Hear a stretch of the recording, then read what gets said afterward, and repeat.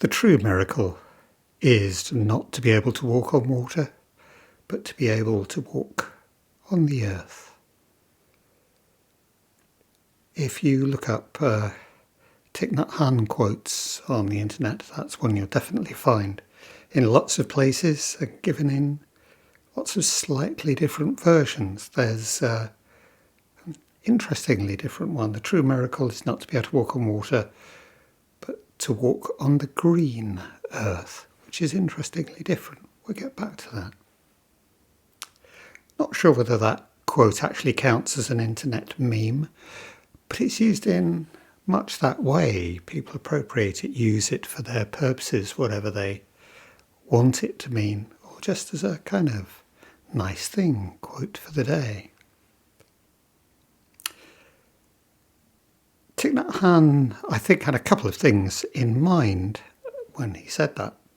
The most obvious one is not exactly a comparison, but a reference to Jesus Christ, who most famously walked on water. And we're saying, yeah, but maybe that's not the most important thing.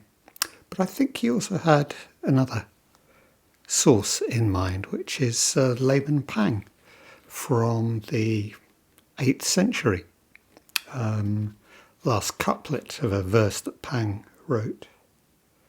My supernatural power and marvellous activity, drawing water and chopping wood. Not the translation. How miraculous and wonderful, holding water and carrying firewood. I think the first version has the resonance there. But again, it's one that became a kind of 8th century meme, really. Get cut up, slightly distorted, taken as a koan, incorporated into half a dozen different stories. And since then, so that's 1,200 years ago, it's been floating around, bouncing up here and there as part of the Zen canon, and beyond the Zen canon, used in a way similar to the Thich Nhat Hanh quote, actually. So, thought for the day. What does this mean? What does this mean? What's it about anyway? What's miraculous about walking on the earth, or chopping firewood, or hauling water? What do we mean by a miracle? And coming back to the question, what do we want out of our practice? What are we expecting of our practice? And what might be miraculous for us? Now, miracles, powers, magic, however we want to describe it, have a very ambivalent position in Buddhism. They crop up in Zen as well, actually. In Sanskrit, they're known as siddhi. And the Buddha, Shakyamuni, is supposed to have performed quite a few miracles at one time or another, impossibilities.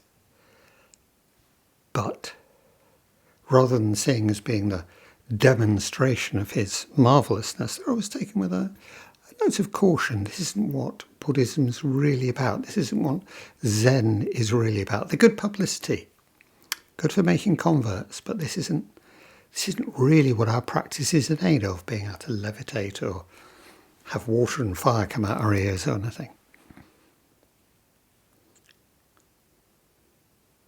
So what powers are we looking for in our practice? What do we think it's for?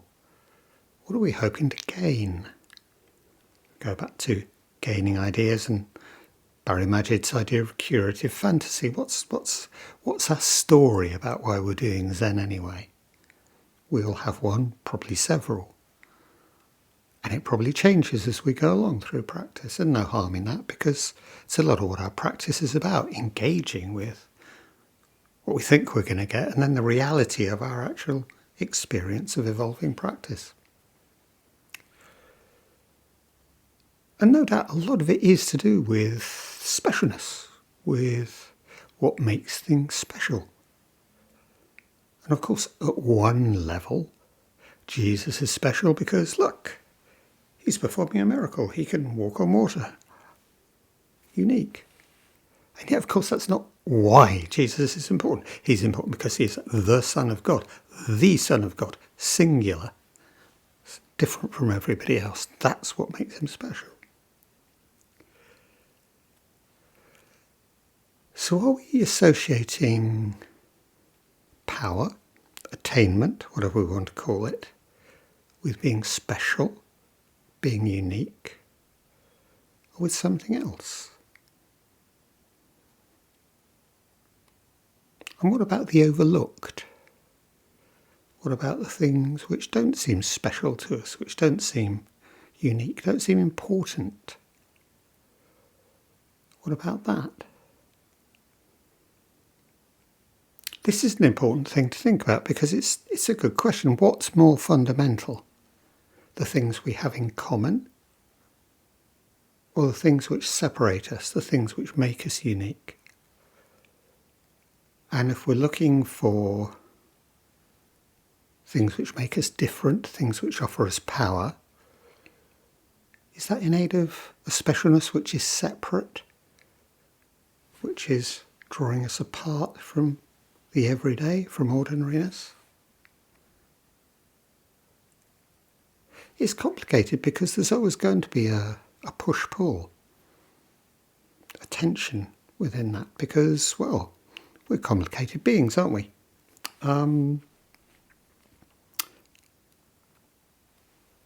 Let's begin to think about this a bit.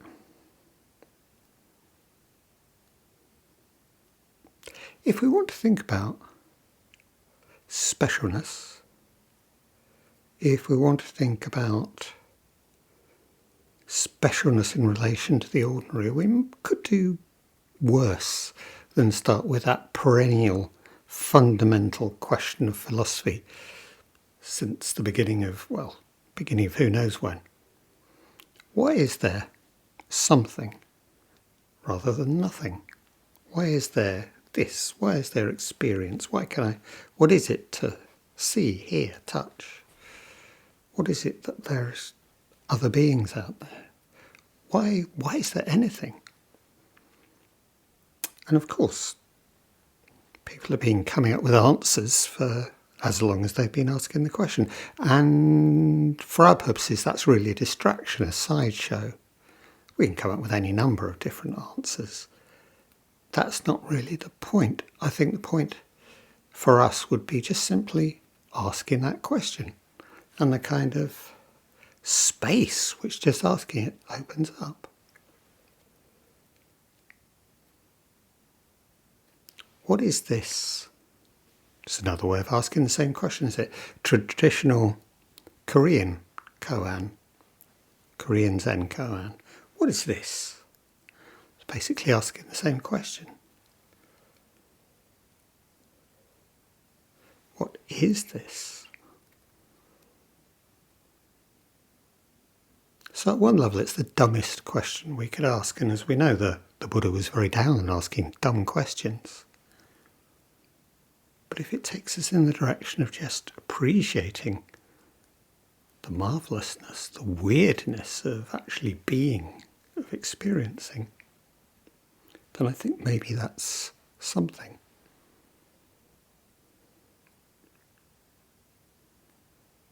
And if we ask about commonness, ordinariness, everydayness, we could think from the basics of what it is to be this being. We could think about the community that we each are.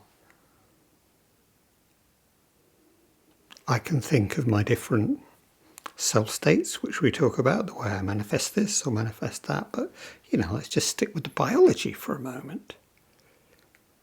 How many different beings, sentient or otherwise, make up this being?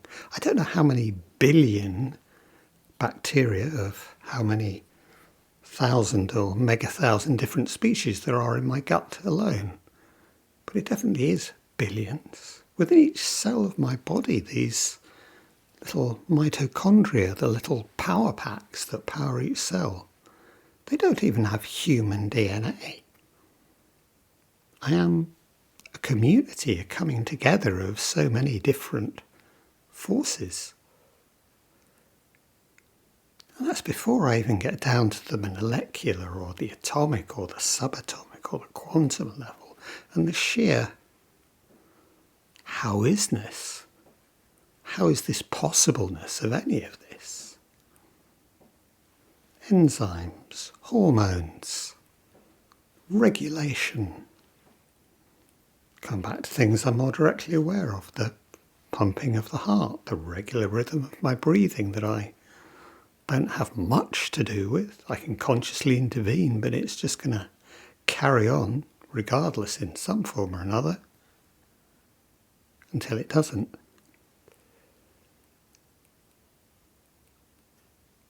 This is so vastly improbable.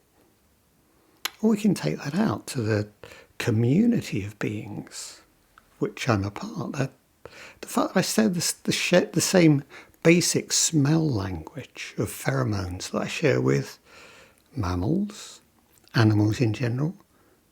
The most fundamental of these I share with plants. Same communication system. I'm not very good at pheromones anymore, but I still respond to them. Or complexities of DNA, and again mammalian DNA or primate DNA, and the fact that, well, actually I share most of my DNA with every pig. And so on and so on and so on. We all need oxygen to breathe. Why even is there oxygen? Well, we know that. That's down to the plants. Why are there even plants? Goes through, out to the fringes of the universe, and then there's Tesco's or Walmart or wherever it is I actually get my groceries from. And Apple or Microsoft or whoever it is that allow this computer to give me an internet connection and be with you in some form or another. Interconnection, community. And beyond that, the sheer improbability of awareness of this community somehow misrecognizing itself in so many ways as some kind of separate being, but awareness and an awareness of awareness and awareness of experiencing. How improbable is that? Experiencing and thought and language and the communication that's absolutely necessary and a part of being this larger community of beings. Absolutely central. And if I think about those things for a minute or more, overwhelming sense of, I think, completely genuine gratitude that they are, that there is something, this experiencing. For existence. And some of this awareness is easy. And some of it's hard. And some of it's yes, yes. And some of it's anything but this. Absolutely anything but this. But in a strange sense, still gratitude at that level, that there is underlying all of this. And this is really the basic choice that Joko's teaching offers us. To be present for this, to be aware of this, to be aware of ourselves, of beings, of experiencing the actual awareness of our thoughts. Present to our experience and to act from this experiencing. Not according to some predetermined or simply thought through plan, but genuine response as part of world, part of all beings.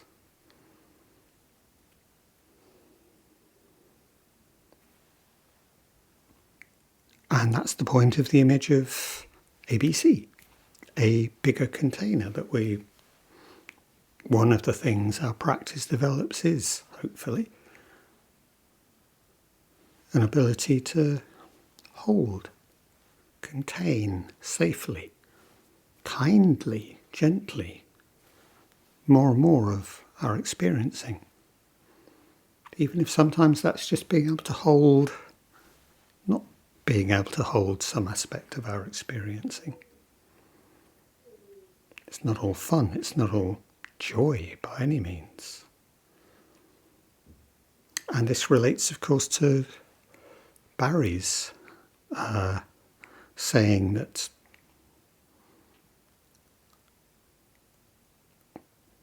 whatever we want to call it, realization, enlightenment, they seem too serious. But the aim of our practice is not a state. It's not a state of consciousness. It's not a state of ease. It's not a state of calm. It's a state of being able to hold independent of content. So I like this bit, I don't like that bit, but it's all part of the same thing. And that goes with the sense that, well, no, this is my life. Intellectually, I can think, oh, what if my life had been like that? Or what if that had happened? What if that hadn't happened? Irrelevant. There is, in this sense, no choice. There is simply this, what is now. Important not to start thinking that that determines the future, because that's not what we're saying at all. But there's no choice. This is the way it turned out. This is not my life separate from the world, but this is simply the state of world for this being, with respect to this being. Now, say kindness, gentleness. And there's a way in which we can take this, which very much moves in the other direction. I'll come back to the true miracle is not to walk on water, but to walk on the earth, or to walk on the green earth. We might say, no, green sounds, we're talking ecology, we're talking wholeness, we're talking happiness. It's not about that. It's just the simple fact of walking. And if we go back to drawing water and chopping wood, we're saying this isn't lifestyle. This isn't, hey, I went to the woods, man, and it was so great. This is regardless. We might reference Barry, independent of content. So when contemporary teachers are talking about, say, drawing water and chopping wood, yes, riding freeway, filling in tax return, exactly the same. And in a sense, yes, exactly the same, independent of content. And yet, there's a way we can give this a hard edge.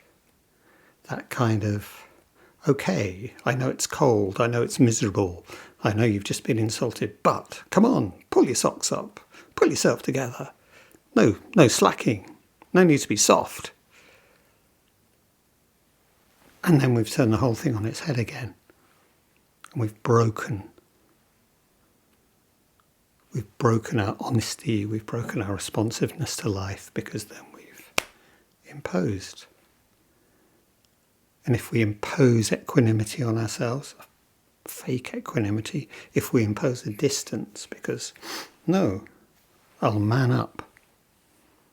And there's Ezra Bader, actually, one of Joko's students, Dharma teachers, at a certain point went through in his practice that he would go and force himself to do things he didn't want to do.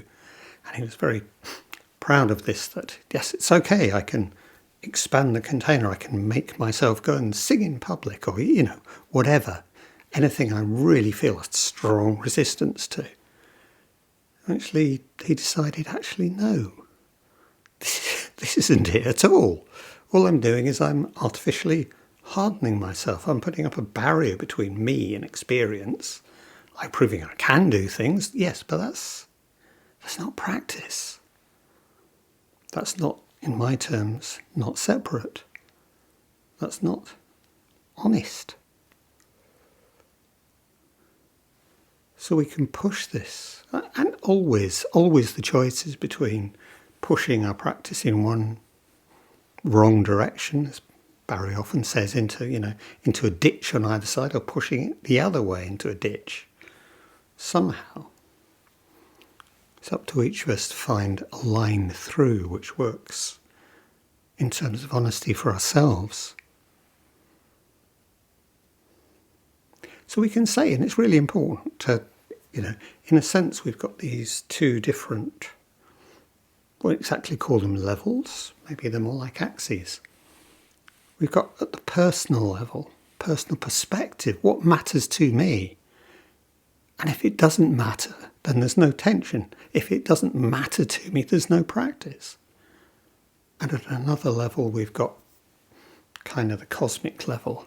What does it matter? What's the real significance if, in 5 seconds' time, a comet hits the Earth and all life is extinguished, dying the most horrible death? At one level, what's the deal?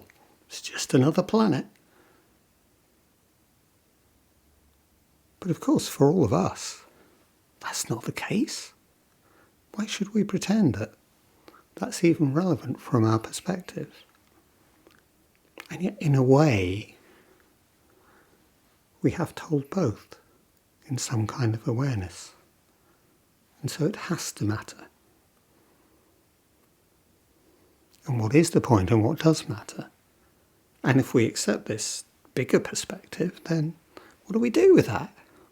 Well, the answer is we fill that emptiness. And that's got nothing to do with, our philosophical emptiness or anything we experience. What do we do to fill this emptiness of meaning? We fill it with God. We fill it with historical development. We fill it with evolution. We even fill it with the Dharma. And all of those are escapes. All of those are, in one sense, beside the point. So what do we do?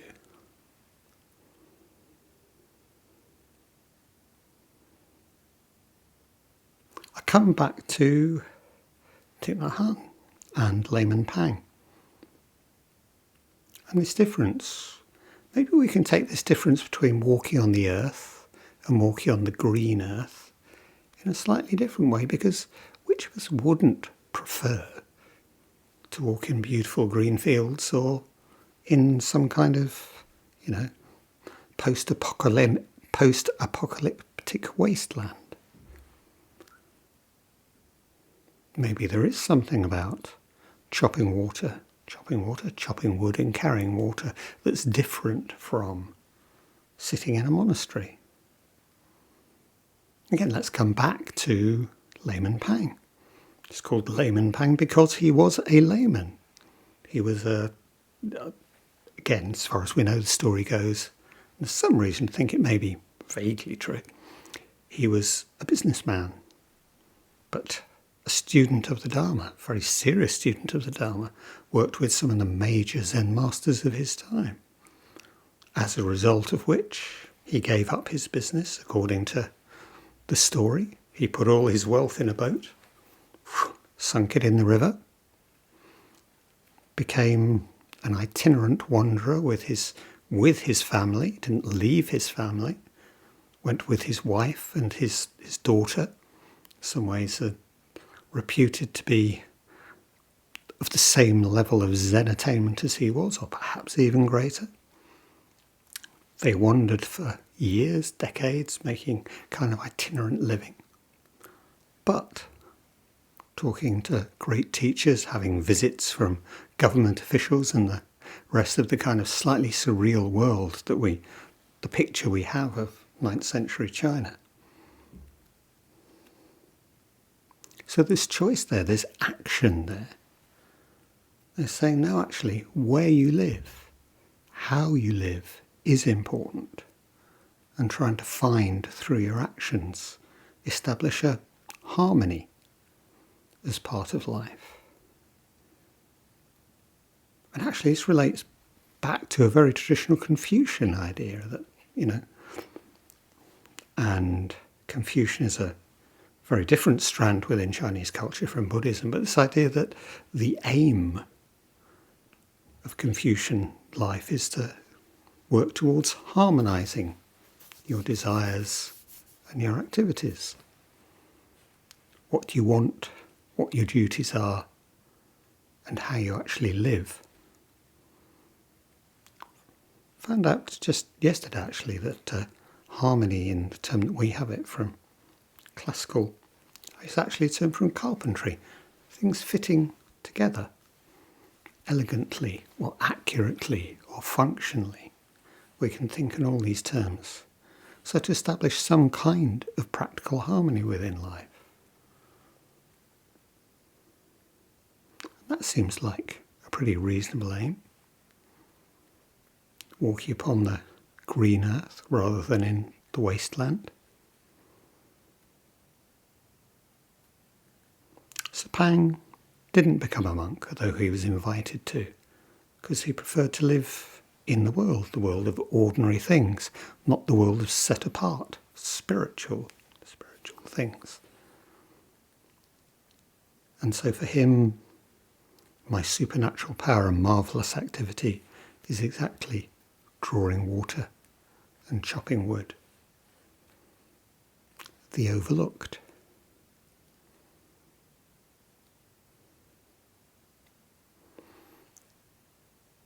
In another sense, all of this is about recognition of impermanence, because we tend to think about attainment, we tend to think about power always in terms of permanence, and yet almost the most fundamental teaching of Zen and of Buddhism as a whole is of impermanence, change. Some of this impermanence we recognise as such and value for its very impermanence. Seeing the spectacle of autumn leaves in New England, or the cherry blossom in spring in Japan. These are things we could easily overlook. They're there for a moment and gone. And yet in these cases we value them specifically for that impermanent. But what about all the other things which are impermanent, or precarious, or temporary, or which don't appear powerful or lasting or strong? What about? Well, the tiny creatures. What about the environment? What about the bird that we glimpse in a hedge? What about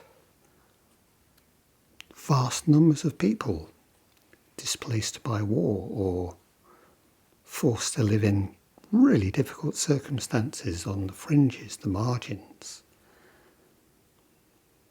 What about so many things? And actually, well, what about the people who we just plain don't like very much? Ones who are difficult to get on with, or we think are a bit weird, or whatever. Or what about our own intimate relationships? What about the moments that we realise we failed to treasure with our family, or actually that, casual greeting with somebody in the street, or visiting the corner shop, or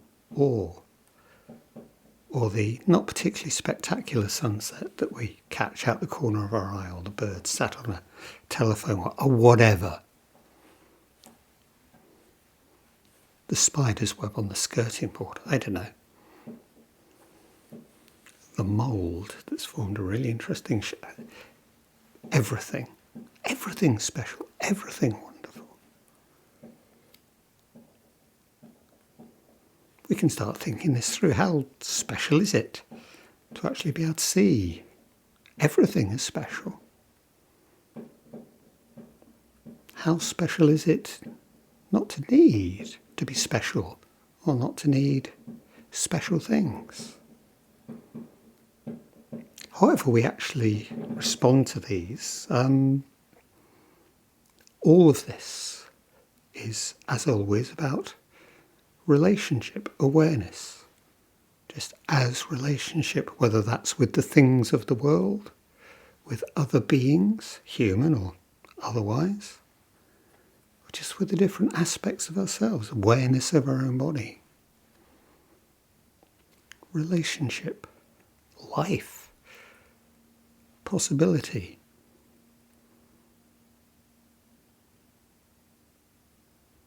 How far can we be present for our experience? And ultimately for all beings in this moment. Let's sit.